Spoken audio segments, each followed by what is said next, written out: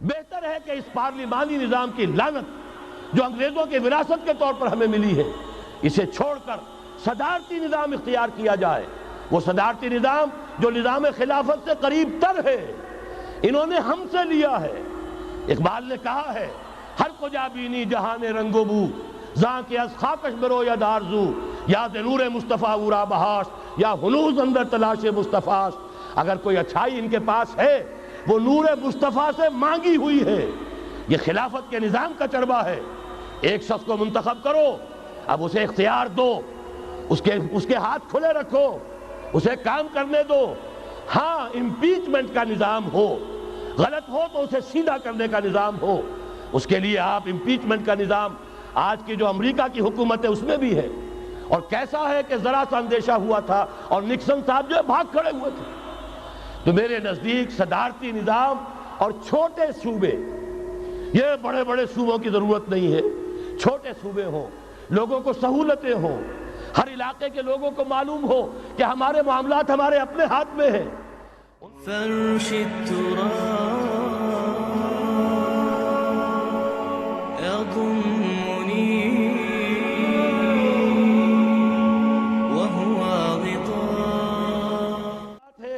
یہاں میں چند منٹوں میں صرف الجبرا کے اصولوں کی طرح چند باتیں بتا رہا ہوں۔ جو بھی آپ کا آج نظام ہے، 3 شرطیں پوری کر دیجئے وہ خلافت بن جائے گا، سیاسی اور دستوری اعتبار سے۔ نمبر 1، حاکمیت اللہ کی، اور اللہ کا شکر ہے یہ ہم کر چکے۔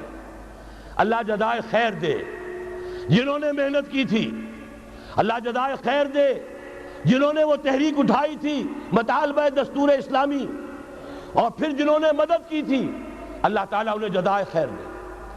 بہرحال وہ اب ہمارے دستور کا حصہ ہے۔ حاکمیت اللہ کی، اس حاکمیت کا ظہور کیسے ہوگا؟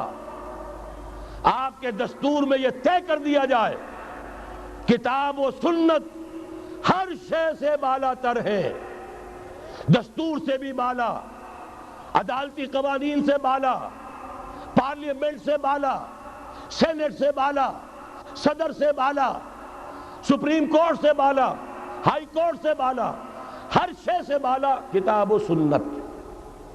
جب تک یہ نہیں ہوتا، قرارداد مقاصد کی حیثیت ایسی ہے کہ جیسے آپ سینما ہال کے اوپر آگے جو ہے قرآن مجید کا کوئی کتبہ لگا دے، اس کے سوا کچھ نہیں۔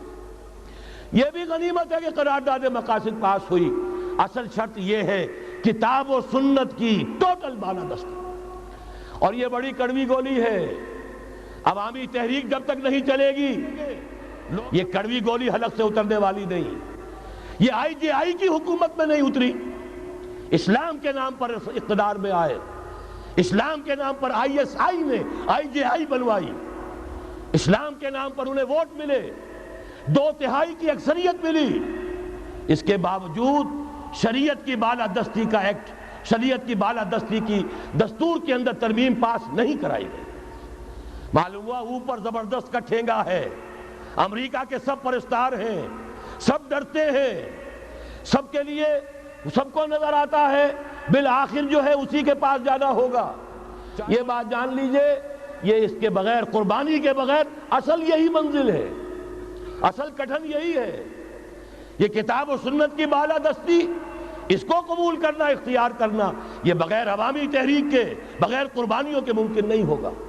بہرحال دوسری بات یہ، اور تیسری بات، کسی غیر مسلم کو نظام خلافت میں قانون سازی میں شریک نہیں کیا جا سکتا۔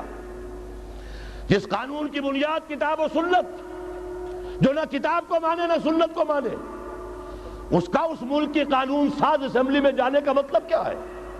ان کی علیحدہ اسمبلیاں ہوں، ان کے جو حقوق ہیں مائنورٹیز کی حیثیت سے ان کی گارنٹی دی جائے، ان کی جان، مال، عزت، آبرو کا پورا تحفظ، ان کی پوری مذہبی آزادی، ان کی عبادت گاہوں کی پوری ضمانت، ان کی حفاظت کی، ان کا پرسنل لا ہو، سب کچھ ہوگا۔